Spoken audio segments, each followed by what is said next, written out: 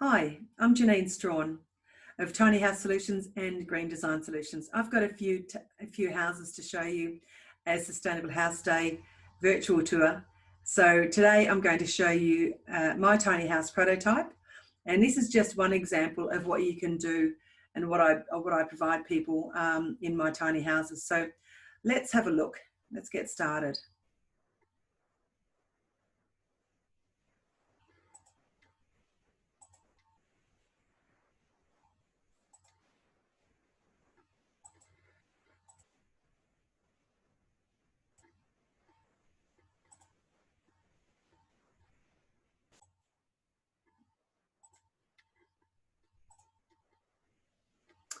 So in this tiny house, it's a 6-metre tiny house on wheels.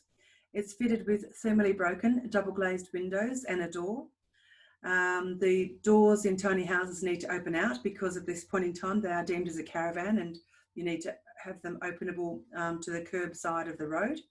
It's also got a 5-speed ceiling fan. It's got an infrared heater which uses 800 watts to heat the tiny house. Tiny houses are small living spaces, and as a result of that they can heat up very quickly, which is really efficient, but also because of their size they can also cool down very quickly as well. So with good cross-flow ventilation, the use of ceiling fans, you can certainly purge some of that, and also maybe some high-fitted or high-light windows, you can certainly purge some of that heated air that comes into the house. The double glazed windows are there because they help to keep the heat in. They've got a low U value. They help to keep the heat in, but through the solar heat gain coefficient on these windows, they also help to keep the summer sun coming on it.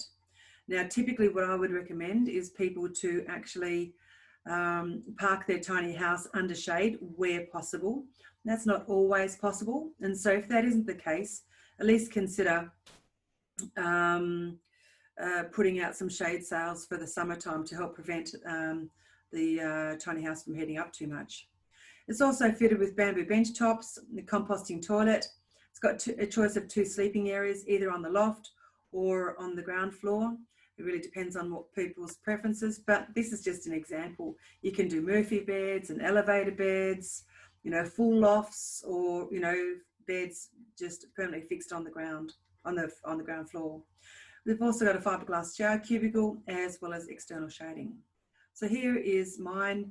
It was originally constructed to be under the shade of eucalypt trees, which was, you know, provided certainly great shading for the summertime, but it's been moved, and obviously, as you can see, we're not under a tree, but we certainly do have lots of shade sails. In this case, we've got a shade sail coming off here. We've also got one off to the west, and also we've also got one off on the other side as well.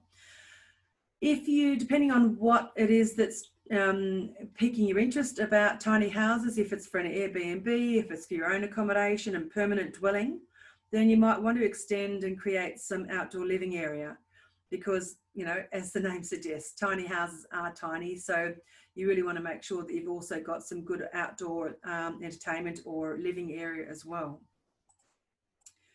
And this is just the space that we've created for our tiny house. So our tiny house has been on Airbnb for the last couple of years. It's extremely popular because this has been located in the Macedon Ranges. We're just about to move it though down to the Surf Coast in Torquay. So we're really looking forward to you know, sharing that experience with a whole lot of other people down there as well. So as you can see, you know, the outdoor living area, it's got deck with steps and you know, a barbecue. Inside we've got obviously we've got a separated bathroom which is through this wall. We've got a shower on this right hand side, and a toilet and a vanity in front of that door. The bench tops here are bamboo, as I mentioned, which is extremely durable, but they are a bit heavy. So you've got to take into account, whenever you're designing and building a tiny house, you've always got to take into account every single weight of everything that goes into the build. So I know that even with furniture, excluding, you know, the TV and the microwave and the cutlery and the crockery, that mine came in at 3.2 tonnes for a 6-metre. If I had built this out of a timber frame construction, I'd probably be over the 3.5 tons, or I'd be pretty close to the 3.5 ton capacity. So mine is using a structurally insulated panel system. That's what I offer. It's really, it's quick to construct, it's highly thermally efficient, and also very, very low maintenance.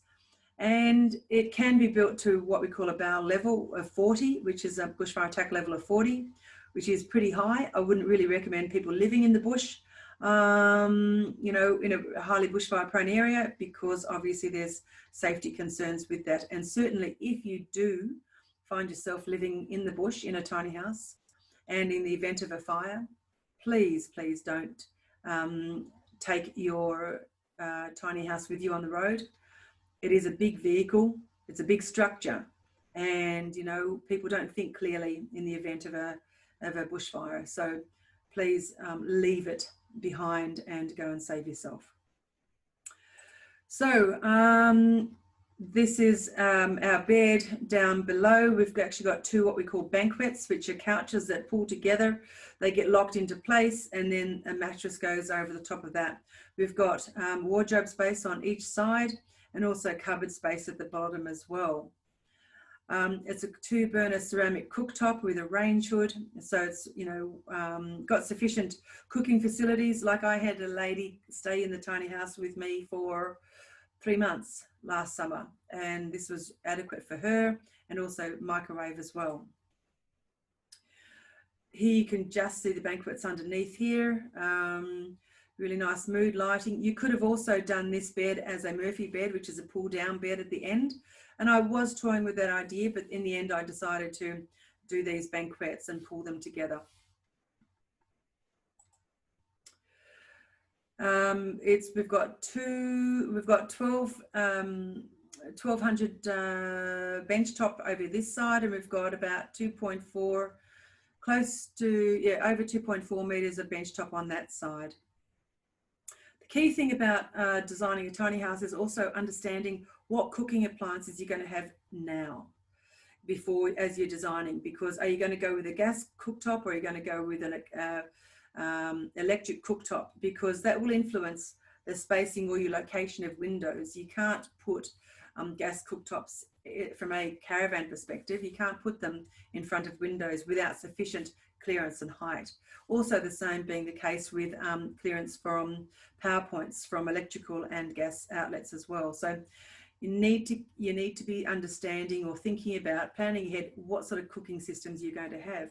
You might have an oven with the hot plates, and just make sure that they're, if it's gas, make sure it's really far enough away from the window itself.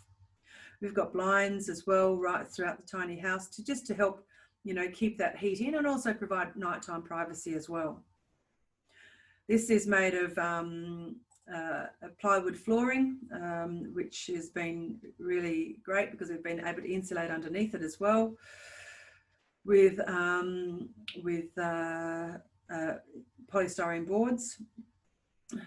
You can have a table, obviously, you know, that can actually sit about 5-6 people around that table.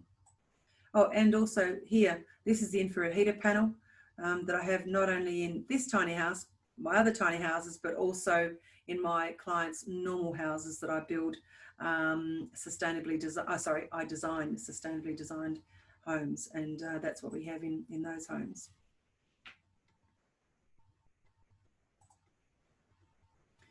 The banquettes allow you to make up a number of different ways where you can sit and lounge around. It's fitted with, you know, TV and microwave. The loft upstairs is, as I said, this could be another sleeping area. It is accessed by a ladder, but other ones, you know, I've designed have stairs. This is from the loft looking down. So there's so many different configurations you can do in a tiny house, which is really exciting. My tiny houses I use skillion roofs. This is a different angle skillion roof. I now only have the skillion roof that has a really long skillion on one side, and it's so it's a higher on one side, and it's lower just on the other long side as well. And that allows you to have 2 lofts if you really want, or maybe just one single loft but a bit more headspace, or maybe one storage loft and one sleeping loft. It's so many different options available to you. This is our fiberglass cubicle. We've also designed accessible tiny houses, so a step-free access into the shower, wet areas, so full wet areas we're providing, and non-slip surfaces, so people who want to age in their tiny house or have lower mobility issues, then they can, you know, this is much better for them. Also, the space in front of the toilet is 1200 millimeters in front of it, so if they are on a wheelchair, they can move from, or a walker, they can easily utilise the services in the bathroom.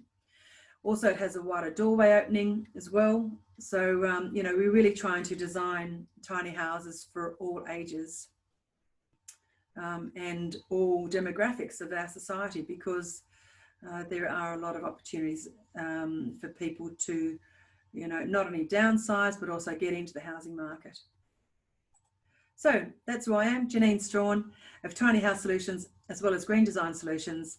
And if you would like to explore further about tiny houses, please feel free to give me a call. Here's my email. And I will, I hope you enjoy the rest of your tour. And yeah, let me know if I can be of any assistance. Bye-bye.